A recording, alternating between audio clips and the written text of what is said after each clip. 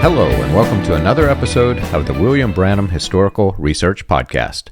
I'm your host, John Collins, the author and founder of William Branham Historical Research at william-branham.org, and with me I have my co-host, researcher, minister, and friend, Charles Paisley, the founder of ChristianGospelChurch.org and the author of Come Out of Her, My People.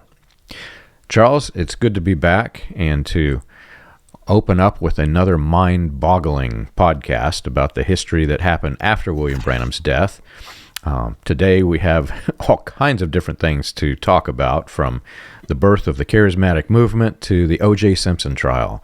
There's just so much here, and it's kind of a crazy history. I did not, even until recently, until I was working with you, I didn't realize how close this came to Jeffersonville. But I did realize, and it's in my book, Preacher Behind the White Hoods, obviously, that Kardashian family was connected to the Shakarian family, and they sponsored Branham. So we're going to get into some crazy good stuff here. Right, John. You know, if our listeners remember our last few episodes, we have been working our way through the early history of the message in the years after William Branham died.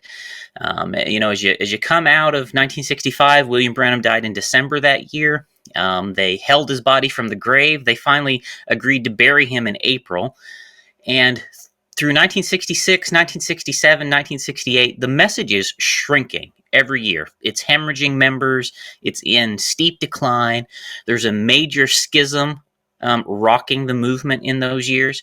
And it takes, I would say, 3 years for all of that to sort out and for things to kind of change. And so through that period of time, you know, the early message community right there in those years, as I've mentioned before, it was about roughly 35 churches, maybe 5,000 people, with less than half of that 5,000 being in those 35 churches. The majority of the people who believed the message back then were in non-message churches of the broader latter rain movement. And those were just really, really tough years. But when you come out to the other side of that, you know, you start coming in through the end of 1968 and into 1969, the decline reverses and the message begins to grow exponentially after that. And today we're going to start talking about kind of to set up to explain how that exponential growth of the message took off on the other side of those Branham's death, the fallout, and the schism that happened. And as we do that, I think today we've got to talk about the full gospel businessmen, because as we've already mentioned through some of the prior episodes leading up to this, they're involved in this. They're playing a role, and they're playing an important role actually in how some of this is going to grow in subsequent years. William Branham was deeply connected to the full gospel businessmen. I would say, along with Oral Roberts, William Branham was the favorite of the full gospel businessmen. Okay, Oral Roberts and William Branham were the full gospel businessmen's two top guys. One of the two of them headlined every major convention that they had, right? And sometimes they did it together. But it was one of them that always headlined their conventions. And William Branham was even scheduled to continue highlighting their conventions, headlining their conventions, being the keynote speaker, even into 1966. Like, there were scheduled advertisements for upcoming events before he died even. And so as he died, the full gospel businessmen still had connections and linkages into the message. And as I've mentioned before, quite a number of the most senior, highest level leaders of the full gospel businessmen were members of the message, okay? They were part of those 35 churches I'm talking about. They're part of that 5,000 number of people I'm talking about. And today I think we should walk through who they were. We'll just give at least some of their names, talk through some of them, explain their roles, what they did, and then kind of talk about how that led to financial support and interactions with the message community, which is going to help feed some of the growth that happens as you go into 1969 and you kind of turn into the 70s. It's so fascinating. And keep in mind, as we're going through this, that these connections happened before latter rain. Branham was connected to the Shakarians and the Kardashians before latter rain started. And if you can put your mind onto the theatrical style of the latter rain evangelists and what actually became the charismatic movement, the theatrical style of this religion, keep in mind that this came from the elite out in Los Angeles, where, you know, you've got the Kardashian family that have grown into an explosive media machine. Well, they saw the power and, quite frankly, the value, the financial value of these ministries. So before Latter Rain happened, if you go back to the historical episodes that Charles and I are doing, you find that they had, like, little David Walker was connected to Branham. Before Walker was connected to Branham, Branham was connected to these guys. And the theatrical style of that ministry, you know, little David was supposed to be able to levitate, and all these magic tricks that they had, that was part of the theatrical style of this religion. So when you think theatrics, think Kardashians, think Shakarians, and that sets the stage for everything that we're talking about. If you go back to when the Full Gospel Businessmen got started, William Branham was already working with those financial backers before the Full Gospel Businessmen organized into a group. William Branham in 1947, 48, 49, he starts working with this same circle of people before they call themselves the Full Gospel Businessmen. Okay, right. He met up with them, and back then these guys primarily were in the Foursquare denomination. You know, that Foursquare comes up a lot when we talk about all this stuff, doesn't it, John? Foursquare is where the majority of these people were back then, and if you remember, this is the Pentecostal denomination, which in the 40s was the home of most of the Pentecostal British Israelites. You know, all kinds of stuff we've talked about in prior episodes was going on there. That's where the Full Gospel Businessmen started at, primarily wealthy people in the Southern California area, Los Angeles area, coming together. And they were initially financing William Branham, among others. Avok Hagopian was another they were financing back then. The little David Walker's campaign manager, Raymond Hoekstra, they were financing him back then, right? It's that same circle of people. And if you read through some of their literature, the Full Gospel Businessmen, Demas Shakarian specifically, claims that somewhere, I want to say about 1952, 1953, they start working with Oral Roberts. And Oral Roberts is the one who kind of suggests to them or inspires them to have the idea to turn this, what is kind of an informal group of financiers, into this organization, the Full Gospel Businessmen, okay? And so that's kind of how that informal group William Branham had already been working with, through some influence of Oral Roberts, turns into a formal group called the Full Gospel Businessmen, okay? And this is happening at the same time that the Voice of Healing Fellowship is being created, which will become the Full Gospel Fellowship, a denomination. So the term Full Gospel here aligns to several different groups who are forming at the exact same time with a similar ideology. So it's not, you've got the Full Gospel Businessmen, you've got a Full Gospel Fellowship denomination coming together. It's all happening there in the 50s. We've talked about that. I know I covered that in my first book on message history quite a bit. But as you transition up to the point that William Branham dies, through those years, William Branham becomes almost entirely dependent on the Full Gospel Businessmen to finance him.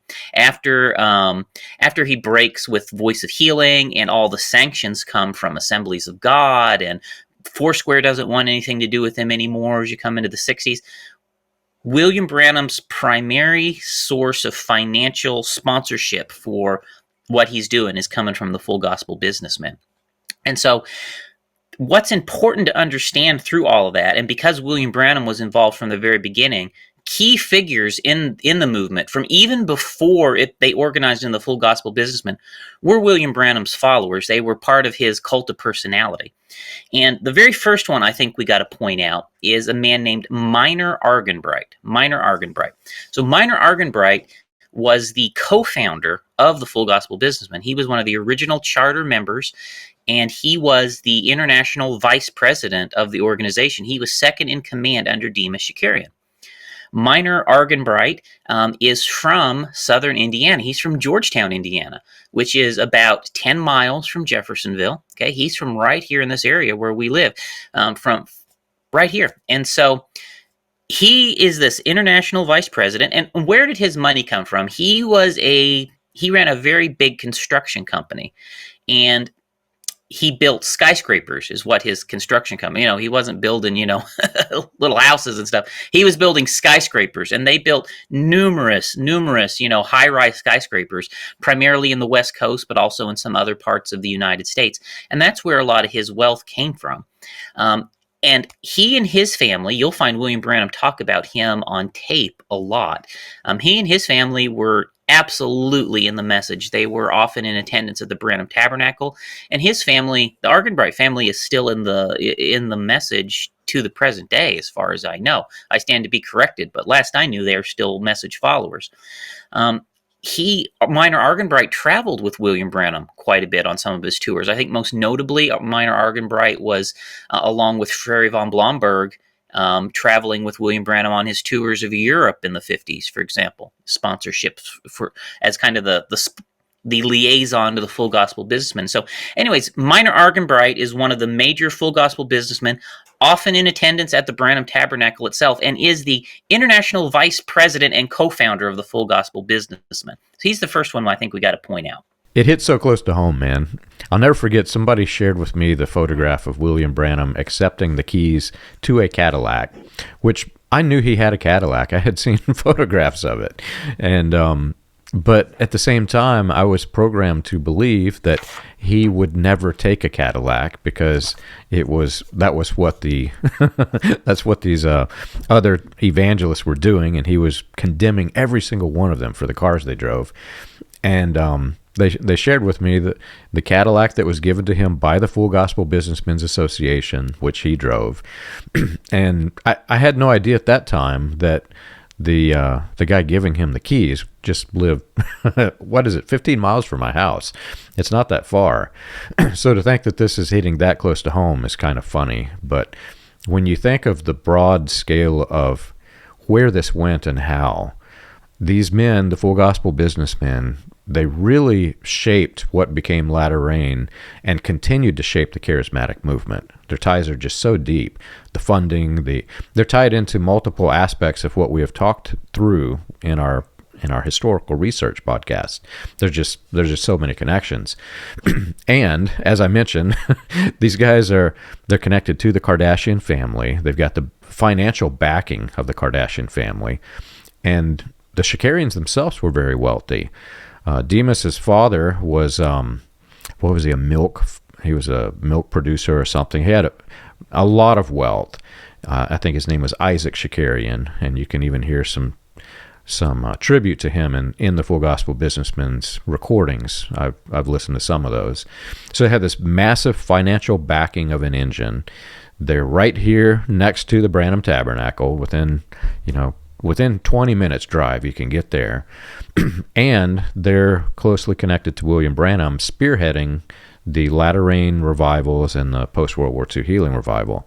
So this financial engine is really the platform from which everything that we talk about in all of our episodes is built upon. The Full Gospel Businessmen, they published a magazine called The Voice magazine. Here's some examples of them. I've got a pretty sizable collection, and a lot of them can be found in PDFs online. And in most of their magazines, there's a page in here that will list all of the officers of the organization, right? So, like, we're not guessing at who these people are, and as someone who's been in the message, if they were in the message back in the older days, or someone that's listened to a lot of the tapes, like, if you get these and you read these names are going to, like, all jump out to you, like, oh, hey, I know them. And so if you want to just kind of fact check and see that these people really were what we're saying, get one of these magazines and just look through it. So men like Minor Arganbright too, and these others we're going to mention, they changed positions over the years, right? So they weren't always consistently vice president or treasurer or whatever. They would change positions through the years. But Minor Arganbright was vice president for, I don't know, probably 6, 7, 8 years, something like that. Another person I think that we've got to mention that was fairly notable was a man named Henry Carlson. You'll find William Branham talk about Henry Carlson on tape quite a few times. He was one of the top officers of the Full Gospel Businessmen. And if you will remember, Henry Carlson is one of only 2 people only two people that William Branham claimed took his side when he confronted the so-called 350 ministers up in Chicago. You remember that story where, which is, we're pretty sure it's a fake or highly exaggerated story. I'll put it that way. But Henry Carlson was on William Branham's side in that row. And what was that row over? That row was over serpent seed.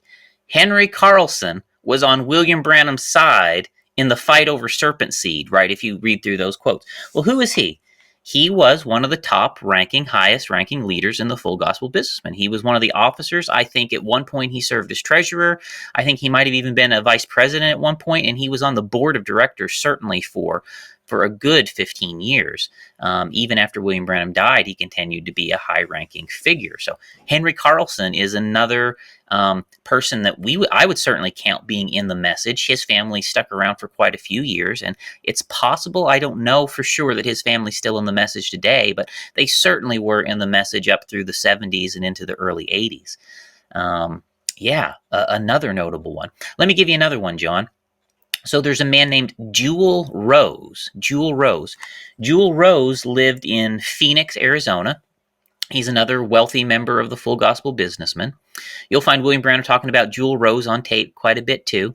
He's another man who was part of the message, and he served as treasurer, the treasurer of the overall organization of the Full Gospel Businessmen for, I would say, maybe 10 years, something like that. He was the treasurer. I think he might have even been their very first treasurer.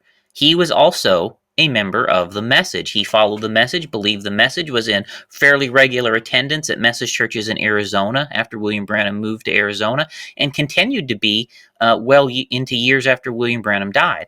So those are, again, two more of the top senior figures in Full Gospel Businessmen who were followers of the message and regular attenders of message churches. You mentioned serpent seed, which ties back to all the research that I've done on Christian identity. And this was something that was deeply embedded into the Angelus Temple. We see several people who came from the Angelus Temple who are leading Christian identity figures, key figures such as Wesley Swift, etc. Gordon Lindsay was speaking at the Christian identity conferences. We find him embedded into it. Well, one of the things that was a little bit mind-boggling to me when I began studying the Kardashian connection to all of this, learning that they were also, not only were they part of the Foursquare organization, they seemed to be very closely aligned with Christian identity. They were sponsoring key figures like Clem Davies, who was he was a Klansman, or he promoted the Klan, I should say, and he was involved in the Christian identity conferences, sponsored him right before sponsoring Branham, who was also deeply embedded in Christian identity. So you've got all these figures that are tied together. At the same time, the FGBMI is being birthed. So we don't have a lot of the information of the early years, like 1947, but you can assume from all of the connections to Christian identity that was part of the platform from which it developed. Yeah, those things had certainly a place in the Foursquare denomination where quite a few of these people came from, and it's hard to know precisely who held which position on what. But yeah, Henry Carlson, according to William Branham, took his side in the fight over serpent seed, with the other ministers. Okay, a couple other important people worth mentioning next would be Carl and Evan Williams. So Carl Williams and Evan Williams, these are people. Some of these you might have met personally, John. I know I've come across paths with a few of these people so far that we're mentioning. But Carl Williams became the treasurer after Jewel Rose of the Full Gospel Businessmen. Okay, he lived in Phoenix, Arizona, that area, Arizona anyway, and he moved there, I believe, with William Branham when the Deity cult moved out there in 1963. That's how Carl Williams ended up out in Arizona. Carl Williams may have been a member of the Deity cult. There's certain people I'm not sure. I have suspicions, but I don't have any solid evidence. There's a good chance Carl Williams was a member of the Deity cult. He was on the board of directors of the Full Gospel Businessmen for quite a few years. And like I said, he picked up the treasurer spot after Jewel Rose stopped being treasurer. And Carl Williams continued to be treasurer of the Full Gospel Businessmen into the mid-1970s, John, like all the way after William Branham had died. And so that's very notable. You know, the message, the Full Gospel Businessman's treasurer was still the member of the message for years after William Branham died, all right? And the way the Full Gospel Businessmen worked is they would set up like local chapters in different cities or states. And the Williams became more or less the presidents or the leaders of the Full Gospel Businessmen's chapter in Arizona, in Phoenix. And Carl Williams' son, Evan Williams, I believe, took that position after Carl Williams did. I believe the Williams themselves were actually from Chicago, is my recollection. You know, I'm not going to say that's 100% sure, but my understanding is they came from Chicago and they followed William Branham to Arizona when all the Deity cult moved out there in 64. So those are another two very notable. The Williams family, these are people who are still, again, to the best of my knowledge, this family is still in the message to the present day. Were high-ranking senior figures in the Full Gospel Businessmen, even in the years after William Branham died. And if I remember correctly, Carl Williams was in real estate. That's where he made most of his money. These guys are connected to very, very wealthy people. So this is the financial engine. Not only was this responsible largely for spreading what became the Charismatic movement, but the financial backing of most of the movement. As you get into some of the things that we're going to be talking about in future episodes, this FGBMI engine was part of the finances for most of it, part of William Branham's financing for his, his European trip, I believe it was, with Baron von Blomberg as part of that. So this thing is a huge financial engine, and it attracted businessmen who were wealthy generally to these meetings so that they could help fund all of this thing. You know, there's people out there, John, who I've seen it in the comment threads or say things along the line of, oh no, William Branham wouldn't have been staying with the Full Gospel Businessmen. You know, he was on his way out and all of this. You silly, silly, silly people. No, the Full Gospel Businessmen overlapped with the message. William Branham's own cult followers were not going to throw him out, okay? And the lead figures in the message were one of the major factions of the Full Gospel Businessmen. He was not on his way out. He was on his way to the top. This was his chance to rebound, is what this was being set up to be. Had he not died, he almost certainly would have rebounded through this, just like Oral Roberts and A. Allen, all the other guys used this to rebound into the 70s, right? William Branham would have did the same thing. And he was set up, frankly, better than the rest of them to rebound for it because he had more of their board in his back pocket than Oral Roberts or the rest of them did, okay? Like, that's how these things work, okay? And people are just so silly, John. I don't know. I don't know what it is, you know. They probably just don't have the awareness of these things like we do, you know, because I mean, these people were in our churches. So, I mean, we know maybe in a way that they don't. So another prominent figure that you'll notice, and I should go through the books and figure out precisely when this guy got on the board. He wasn't there to begin with, but I want to say it was the late 50s, probably 57, 58. He gets on the board. Is Jack Moore, John. Jack Moore of Shreveport, Louisiana, ends up on the board of directors of the Full Gospel Businessmen. And my impression is that this happened after William Branham had his big breakup with Voice of Healing, right? Jack Moore was also one of the leaders of Voice of Healing, basically. And Jack Moore is actually the fella who had helped connect William Branham via Gordon Lindsay to the Foursquare and these financiers back in 1947 and 48. Remember? Wow. Yeah.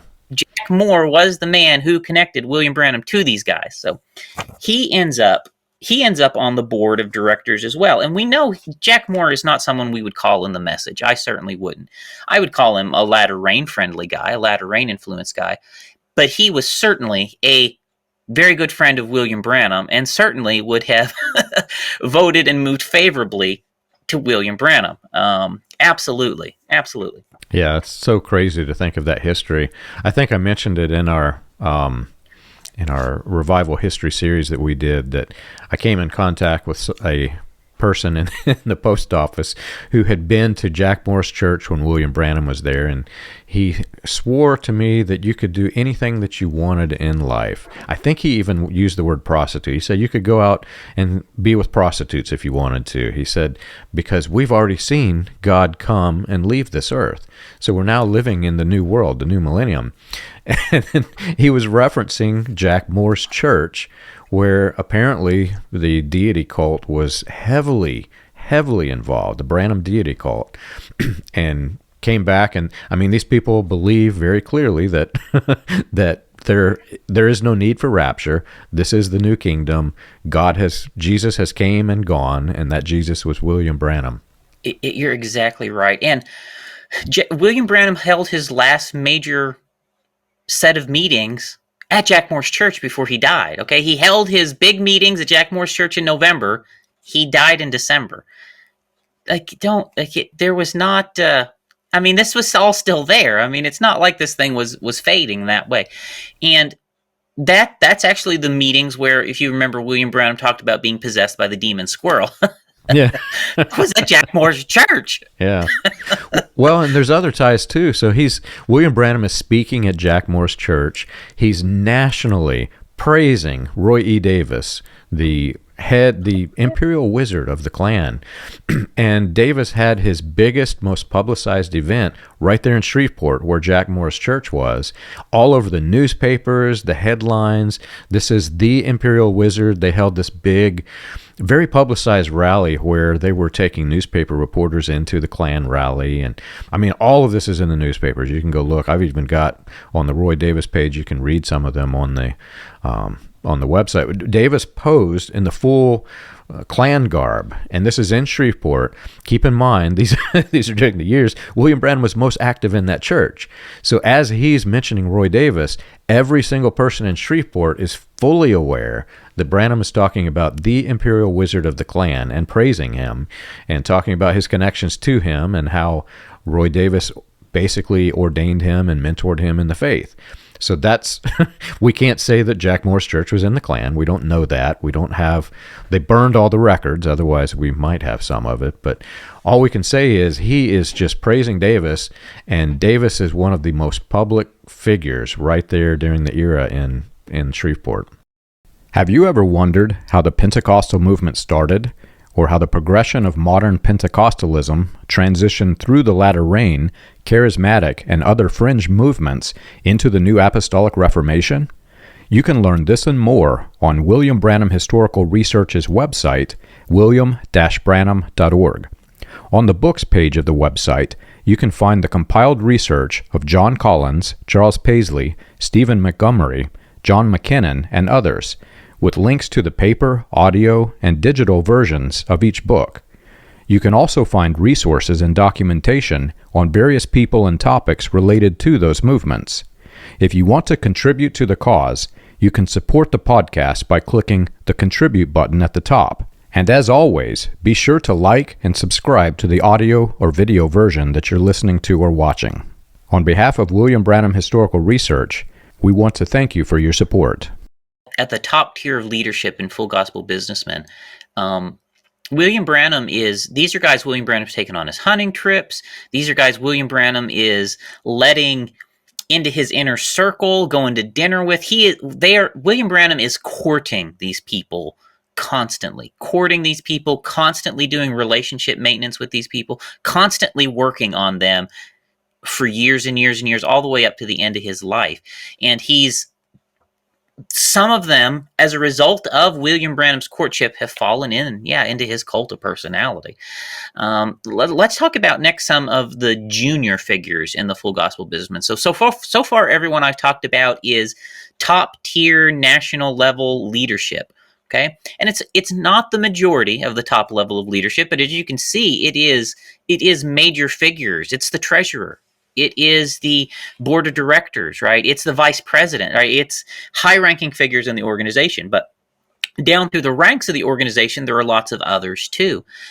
For example, we mentioned the Dow family, which their name is spelled D-A-U-C-H, I believe pronounced Dow. They're the family. Their family invented corrugated cardboard, right? Very, very wealthy family from inventing basically cardboard boxes, and they're the family who basically intervened through the Full Gospel Businessmen to give the endowment to keep the Branham Tabernacle afloat and try to heal the dispute that happened after William Branham died, right?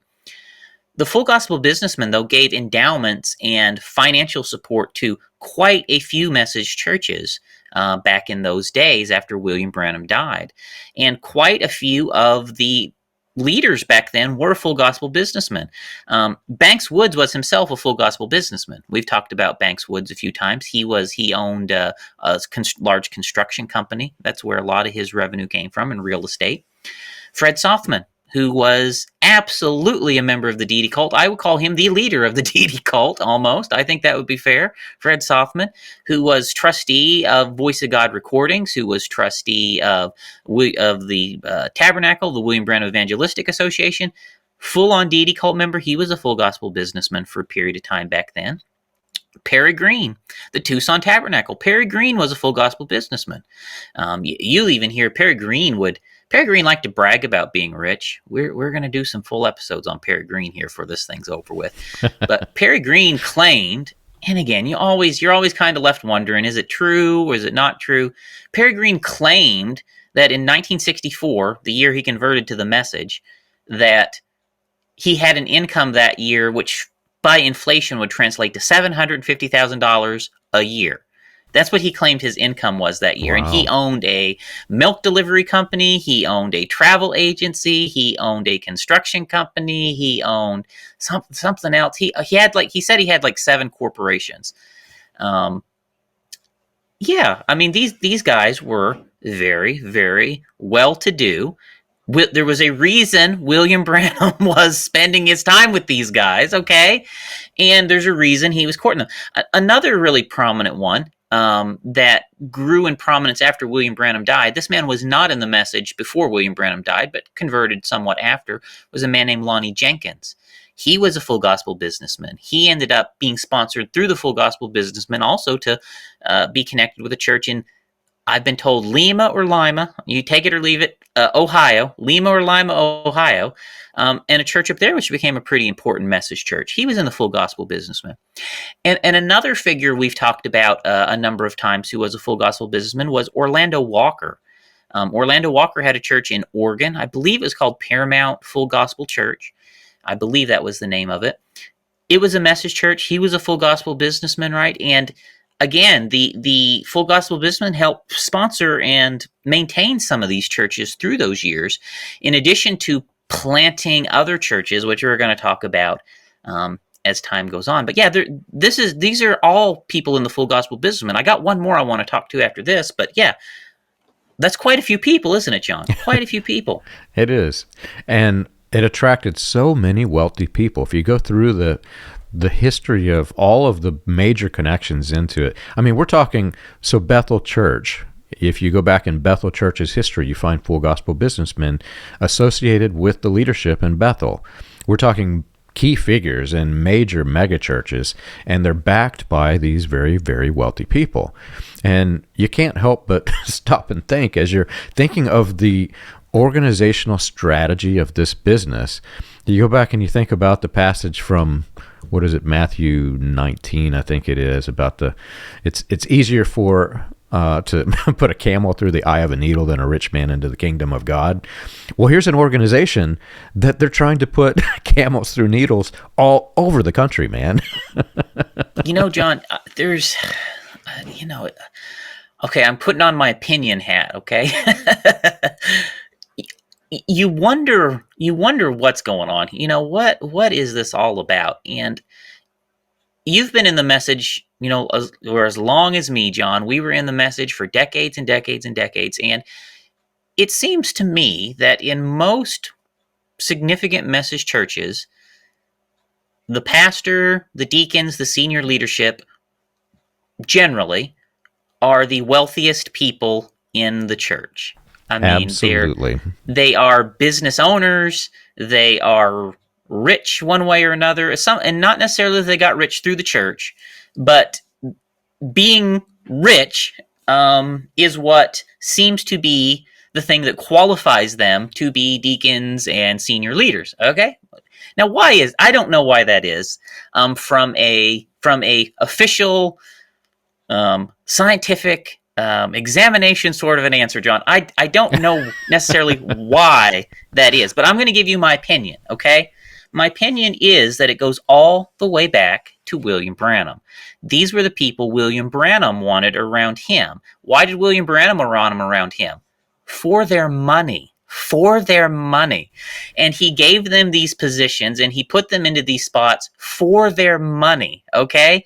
Because they were donating and financing him. And the people in the message continued the pattern that they observed William Branham doing while he was living, okay?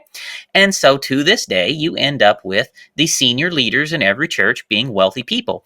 And the truth is, John, I've been in message churches my whole life. Quite a lot of those people are absolute scoundrels. Absolute dirty scoundrels, John. To a T, dirty scoundrels. Some of the worst message believers. I mean, they give message believers a bad name, some of these guys are so bad. I mean, absolute scoundrels, John. And yeah, I could go down names. I could tell you which ones of them are racist. I could tell you which ones of them are homosexuals. I could tell you all the adulteries they committed. And yes, they're absolute scoundrels, even according to the standards of the message. Yet there they are. What in the world? Can you explain that to me? Except they courted them for their money. I don't know how to explain it other than that. I have went back in my mind going through the memories of being in the Branham Tabernacle. Once I found out the money engine that's behind this thing, and see, we were manipulated to think that William Branham was such a poor person. And I'll never forget the shock that I had whenever I saw the first newspaper article saying that in these revivals, as early as 1947, it took two very husky men to carry out the boxes of money from these revivals. And then I was going back through the memory after that, and most of the men that Grandpa called on to pray, which was like this big honor in the message. Before you close the service, you call on somebody to pray, and everybody just feels blessed. Most of those people were very wealthy when you really think about it. Now, did he purposely choose the wealthy for? I don't know, but I can tell you that most of them had money. It's so strange, isn't it? So again, okay, so I'm taking my opinion hat back off, okay? And I'm going to come back, to put the fact hat back on. All right, so next person on the list I want to talk about, John, is actually Orlando Walker's son, Gerald Lee Walker. And he's probably the last person I'm going to mention here. So he was still on the board of directors until the 1980s, John, in the Full Gospel Businessmen, all the way up through nearly to the end of Demas Shakarian's life. And I think it would be fair to say that Gerald Lee Walker led a civil war in the Full Gospel Businessmen while he was still living to basically try and overthrow Demas Shakarian. And, again, there's things there you can kind of wonder about what all that was, but what I can say is, hey, the message people that were in leadership positions attempted a rebellion against Demas Shakarian in the 80s to get control of the organization. That happened. That absolutely happened. That is part of the internal politics of what happened in the 80s in the Full Gospel Businessmen. Now, they failed. They did not get control. Demas Shakarian held on, right? And it ended up that the, Gerald Lee Walker, and those were the guys that ended up on the losing side. But the Full Gospel Businessmen went down the drains more or less after that. They lost all their influence. And what happened there? What happened there in the 80s? The Full Gospel Businessmen lost all the message members of their organization. Okay? That happened in the 80s. And so that we're going to kind of set to aside. Maybe when we get to the 80s, we'll talk about that. But when you come back into the 1970s, late 60s and 70s, it's very important to remember the Full Gospel Businessmen, not the majority, not all of them, but a large faction of them, including key figures, were members of the message, attendees of message churches, close confidants in some ways to William Branham. They helped endow some of the early message churches with lots and lots and lots of money. And so, it's not. I say all this. I'm not trying to say that the message controlled the full gospel businessman, right? Or that the full gospel businessman was the message. That's not the case. That's not the case. But the message people held key spots in the full gospel businessman such that they were able to channel a lot of the financial resources of that organization into the message community to sponsor message missionary work, right? And so as we consider how the message expanded in its growth and how it financed that, this is one of the key ways a lot of that was financed in those very early years. The message was small, as 5,000 people and 35 churches. There's limited financial resources there if you think about it as their average people, but theirs are not average people. A lot of these are super wealthy, high-ranking leaders in a organization that is loaded with money, and they're able to push those resources into the message. And a large part of the early mission work that the message did overseas was heavily subsidized by the full gospel businessmen. And some of the major message churches that grew up in North America after William Branham died did so due to large endowments provided to them by the full gospel businessmen. You mentioned Gerald Lee Walker, and it's interesting the timing of me recording this episode because I still continue to get letters about Sarah Branham, William Branham's daughter, and her disappearance and all of the strange ties. My family had direct ties to Sarah right before she disappeared, and she was supposed to come visit my family right before she disappeared. And that research is all on hold. I still get emails. I just got one last night asking, where is Sarah? And it basically became, I'll just say it like this. It became in our best interest to halt on that research because there are some complications and maybe some dangers there. So we put it on hold, but I still get questions and comments about that. Well, so Gerald Lee Walker was a treasurer for the Full Gospel Businessmen. He was also the attorney for Sarah Branham. And if you look at the time in which there was this shakeup, and it looks like the message people were trying to get in bed here, during this time, he is Sarah Branham's attorney. Also, not long before this, I want to say it was maybe 3 years or so, you had the Branham family in I think I mentioned this the last episode, Ordinary People organization, where you had Branham's two sons, and you had T.L. Osborne and Kenneth Hagin ministries joining together for some collaboration. We don't know what it was, but we see two organizations founded. So as you see the message trying to get in bed with this organization, you also see all these connections to Word of Faith Prosperity Gospel, and they're connected directly to William Branham's daughter. So all these connections, you can't say where it went because all of it just kind of dissipated. But you can look at it, you can kind of piece together what might have happened had it all worked out. And the shape of the charismatic movement after the 80s would have looked entirely different had the Branhams got their hands on it. You said something there that's just fascinating me and really struck me, John. So I knew Gerald Lee Walker was on the board of directors of the Full Gospel Businessmen, but I didn't realize he was the treasurer, until you you kind of showed that article there. That is fascinating. So John, when all the stuff went down with Sarah Branham, I have a whole section in my book on this. And for our friends out there, my church served as the mediator between Sarah Branham and the rest of her family, okay? I have all of the legal documents that Gerald Walker created. I have copies of everything. And William Branham, or rather Raymond Jackson, our pastor, loved to secretly record things. John, I have copies of the recordings of Raymond Jackson with George Smith and Rebecca Smith and Billy Paul Branham and Sarah Branham through that whole period as he mediated that whole thing. Now, did they know he was making those recordings? I don't know. But John, I know everything about all of that stuff, okay? When in time we can try and get there and talk about some of that stuff. But yeah, there's some really, really, really ugly stuff that happened there. And then Sarah Branham disappeared. Yeah, and Gerald Lee Walker was her lawyer through it. So anyways, I didn't realize that Gerald Lee Walker was treasurer. So what that tells me, John, this is so interesting, is that from the time that the Full Gospel Businessmen was founded into 1985, 86, 87 roughly, the majority of those years, if not all of those years, the treasurer of the Full Gospel Businessmen International was a member of the Message. Yes.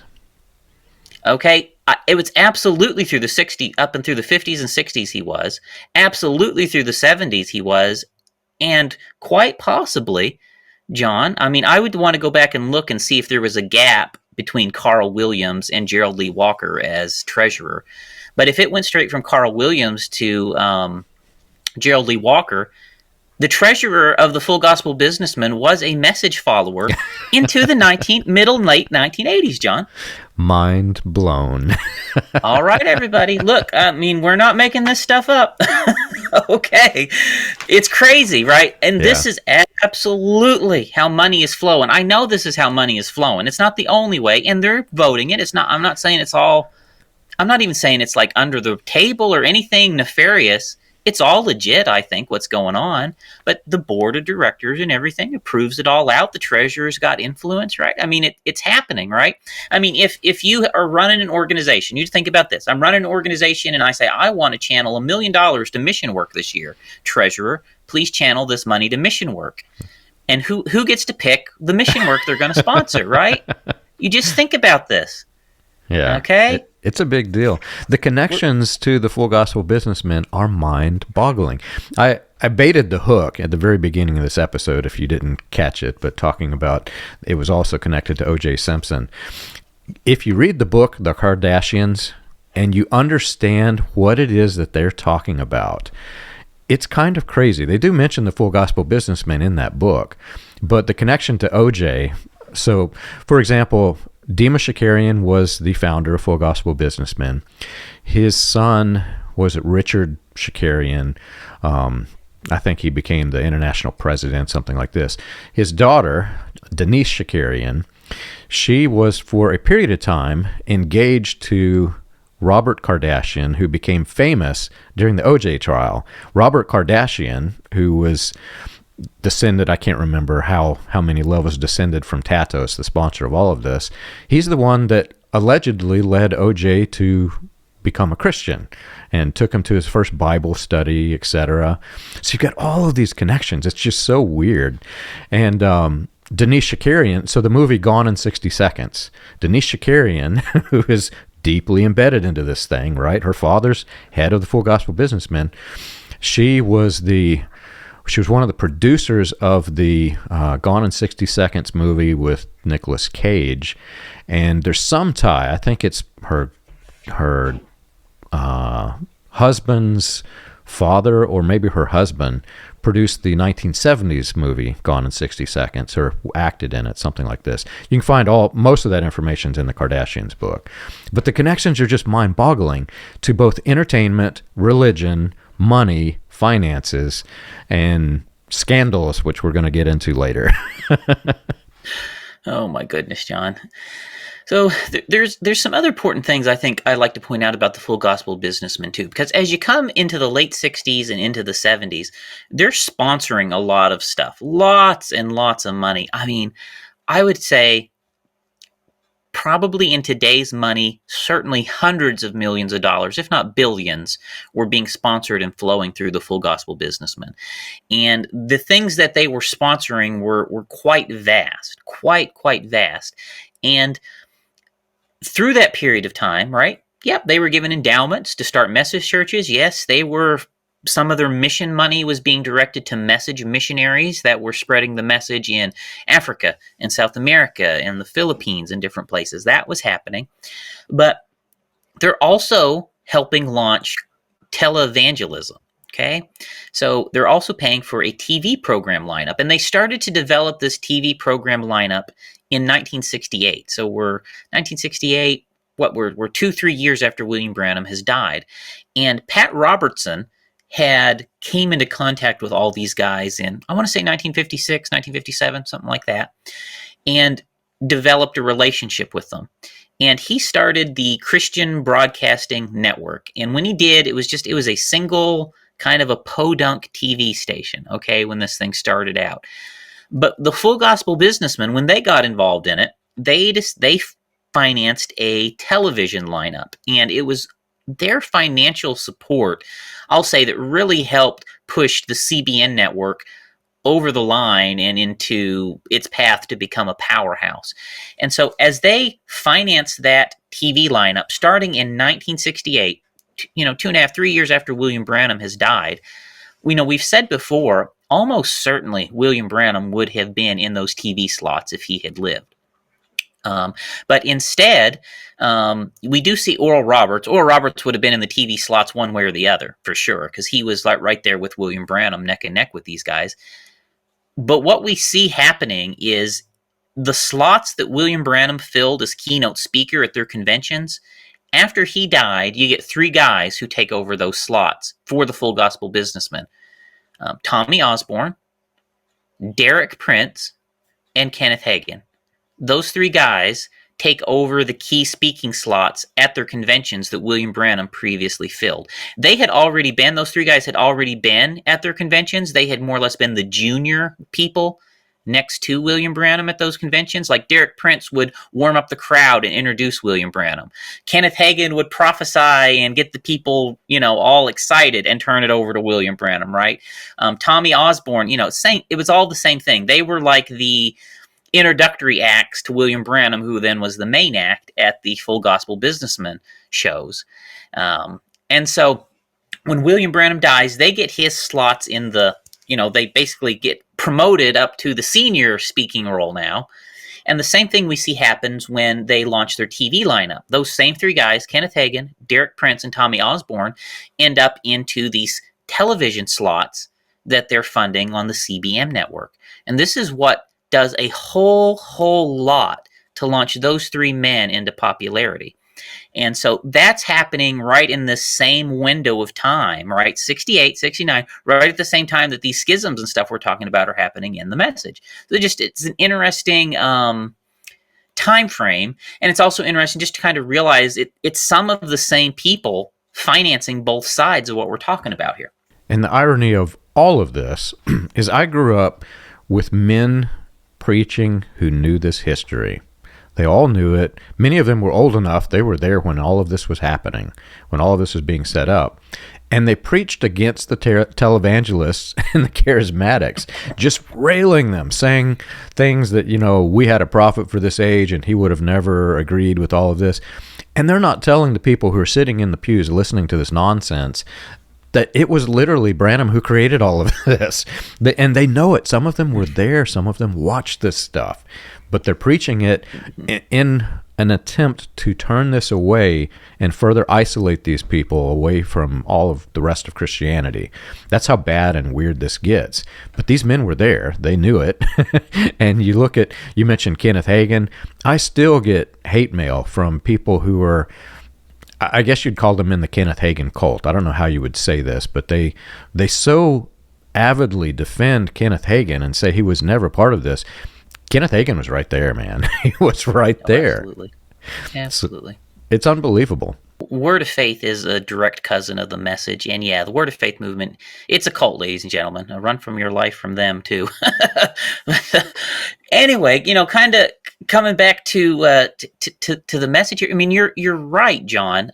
And of course, William Branham would have did it. Okay, we have two videos of William Branham, 20th Century Prophet and Deep Calls the Deep. We have two motion picture videos of William Branham.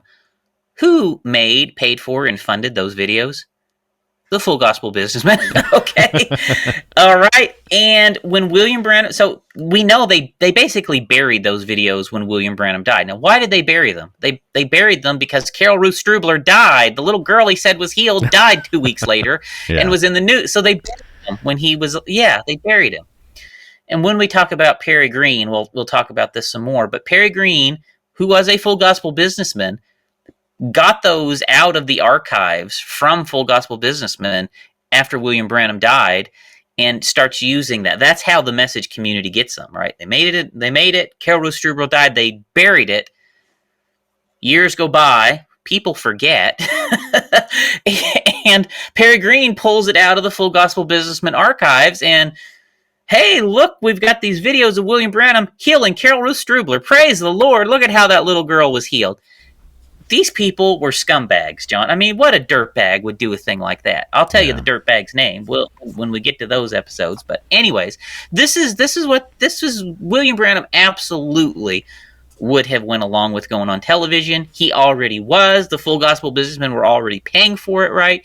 And you want my opinion? The thing that derailed William Branham from going to television faster than he did was the fact that Carol Ruth Strubler died in the second video he recorded and put us in the newspapers. That is my explanation as to why he didn't go into TV to begin with. But yeah, he definitely would have ended up there before it was all said and done. So I don't know, John, there's so much more we could say about the connection to the full gospel businessman. I'm sure we will say a lot more through our next episodes, as we continue to look at the post-Branham years. But I felt like we needed at this stage to just really bring it home for our listeners that senior leaders in the full gospel businessmen were message followers, right? Not to say that the full gospel businessman was the message or controlled by the message. It was a complementary group. They had a lot of the same ideology, overlapping ideology in a lot of ways. But the people who were in the message, who were in the senior posts of the full gospel businessmen, were absolutely in a position to help direct the finances of that organization to support the message in those critical years after William Branham died, just as they had been doing before he died. And that is part of what helps explains how the message was able to recover and enter into explosive growth by the early 1970s. Yeah, and you mentioned Carol Ruth Strubler. I was not aware that she had died until you had shared that with me. But interestingly, after you had shared that with me, it was maybe a year later, I came in contact with an old timer who was around during all of these meetings, and he told me that he was aware, and many people were aware, that this girl died. And it was mind-boggling. Like, it was shaking to them. They were completely shaken because of this fact. And it's hard to believe how much has been covered up. Not only are they covering up William Branham's failures and making this theatrical religion, they're failing to mention all of these connections. So whenever the New Apostolic Reformation mentions William Branham and his great healing ministry that never failed and his prophecies that were fully accurate, many of these men and women are fully aware that that is not the case. But in theater, it makes for a better story. So they're basically just painting the picture that all of this is this wonderful movement that has no flaws, and they're taking all the flaws and sweeping them under the rug. So as you get further in this series, which we're going to expose this, you're going to begin to realize that all of the things that are being said about this movement and how it developed, all of it is based off of things that they're concealing from the people. And I could go on and on about all of the cover-ups, but we'll save it for the next episode, Charles.